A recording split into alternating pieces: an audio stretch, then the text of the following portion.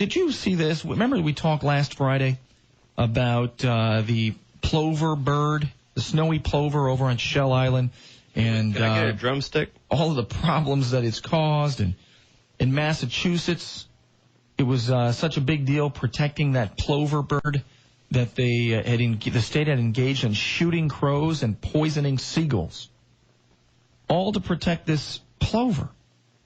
Well, look at this. Look what we found after the show on Friday in the New York Post. Front row. Is Ralph Lauren to blame for the disappearance of 3 piping plover families? Dun, dun, dun. Look at this. The federally protected birds in danger of extinction because they insist on building their nests on busy beaches went missing last month after a cosmetic giant L'Oreal choppered 18 fashion editors to the Hamptons to launch its Ralph Lauren men's cologne and entertain them with rides along the surf and a fleet of Land Rovers. While East Hampton canceled its July 4th fireworks for the second year in a row so the plovers wouldn't be disturbed, L'Oreal put up a tent at the end of the lane.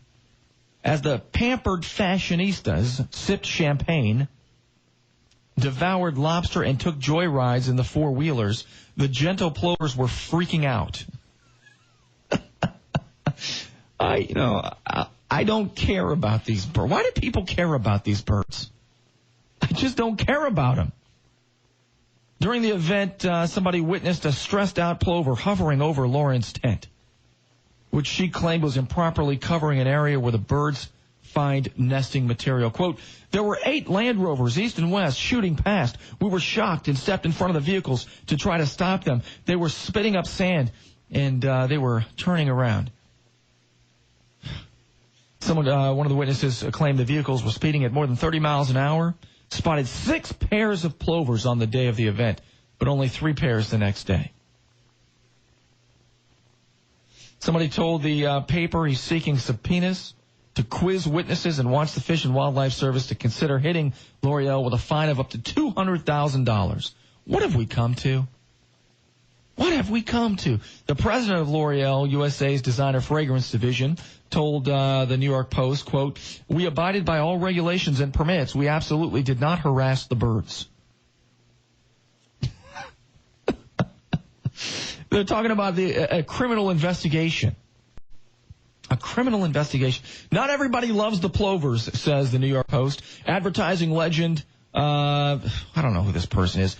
Some advertising legend said, East Hampton is the only place in the country that can't celebrate the 4th of July because of these dumb little birds. It would be just as easy to pick them up and move them to another part of the beach. I don't get it. I think this is absolutely crazy, silly, nutty. What is going on here? And you know, sometimes I think maybe Stephanie Somerset's exaggerating when she says that Massachusetts was shooting crows and poisoning seagulls to protect the plovers. But you know what? It is that crazy. Daryl, good morning. Welcome to the program. Hey, good morning, Bernie. How you doing? Doing pretty well. The illustrious shrub jay down in Central Florida now, and I can't remember the county, but that's threatened species, or it's I'm surprised and just in awe at the people that can tell the mental state of a bird by looking at it. That's pretty good.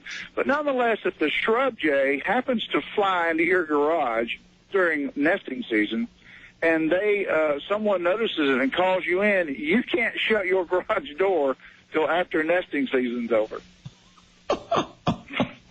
God help us. I really, why do we tolerate it? I don't know. Because we're stupid. I know a few people who believe that this is important policy, but for the most part, I think on this one issue, I'm probably in the majority.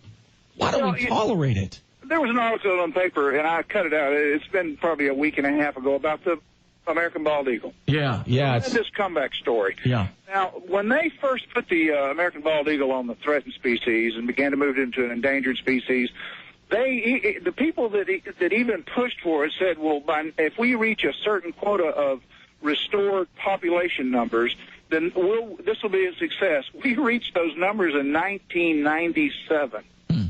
They are still on the list. And the article went further to say that now they're finding American bald eagles are nesting all around airports, the very place that they thought would kill them.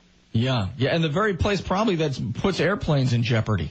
Yeah, and you know, I don't know. I mean, somehow we have forgotten that humans are species also. Yeah, that's exactly right. And we have a right to live also. I mean, the government coming and telling me that I have to keep my garage door open until nesting season is over is ludicrous.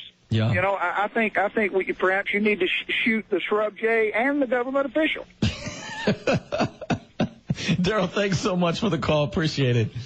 You know, every time I think I find a story that's so silly that, you know, I couldn't make it up.